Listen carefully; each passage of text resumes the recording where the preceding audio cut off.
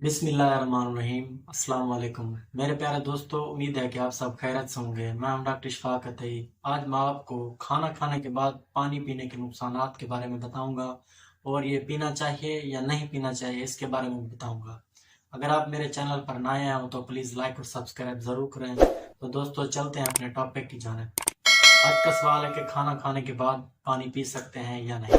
बुनियादी तौर पर जब हम खाना खाते हैं तो वो हमारे स्टमक में जाता है। हमारा स्टमक उसे डाइजेस्ट करने के लिए एसिड बनाता है जिसे एडसेल एसिड कहते हैं। एडसेल एसिड का काम है एंजाइम पैदा करना। एंजाइम पैदा करने का मकसद ये होता है कि हमारे खुराक को डाइजेस्ट करने में मदद करते हैं। जैसे हम खाना खाने के बाद पानी पीते हैं तो हमारा मैदा जिससे एडसेल एसिड पैदा होते हैं उन्हें डाइल्यूट कर देता है, जिससे वो प्रॉपर तरीके से काम नहीं कर पाते। जैसा कि हमारा मैदा डाइजेस्ट नहीं कर पाता, अगर हम खाना प्रोटीन खा रहे हैं, यानी कि जब हम प्रोटीन किस्म का खाना खाएंगे तो उसे डाइजेस्ट करने के लिए बहुत ज़्यादा एड सेल का होना ज़रूरी है। जब हम प्रोटीन खाने के बाद पानी पी लेते हैं तो जो एड सेल होते हैं वो डाइल्यूट हो जाते हैं। उस वजह से जो हमारा खाना है मैदे से छोटी आंत, छोटी आंत से फिर बड़ी आंत और उसके बाद स्टोलन यानी पखाना बन के हमारे जिस्म से खारिज हो जाता है।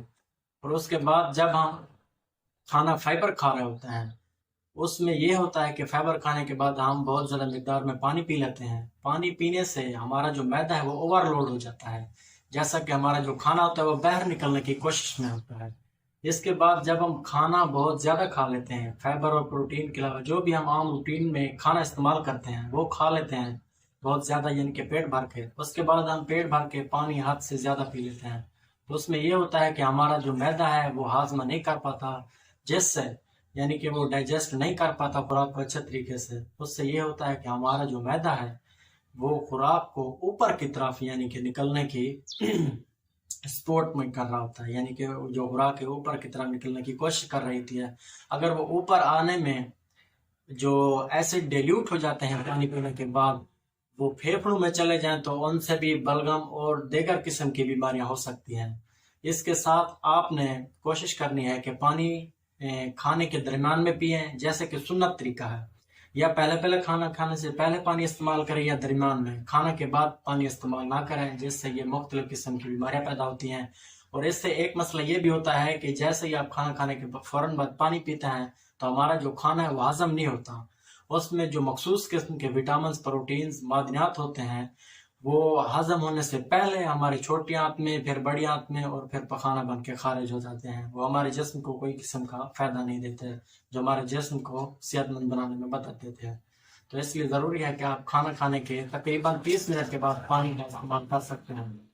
30 मिनट से पहले इस्तेमाल ना करें ताकि आपको बदहजमी का मसला पेश ना आए, क्योंकि खाना खाने के फौरन बाद आपको बदहजमी, खट्टी डकारें, सीने की जलन, इस किस्म के मामलात या उल्टी का ख्याल आना भी शुरू हो सकते हैं। तो दोस्तों, आपसे गुजारिश है कि आप इन चीज़ों पर अमल करके अपने जिस्म को और अपने मैदे को सेहतमंद बना सकते हैं और अपने आप के लिए बहुत अच्छा करामत खाना प्रोवाइड कर सकते हैं। तो दोस्तों, अगर मेरी वीडियो अच्छी लगी हो तो प्लीज़ लाइक और सब्सक्राइब ज़रूर करें ताकि मैं इससे भी अच्छी से अच्छी वीडियो बनाता रहूँ।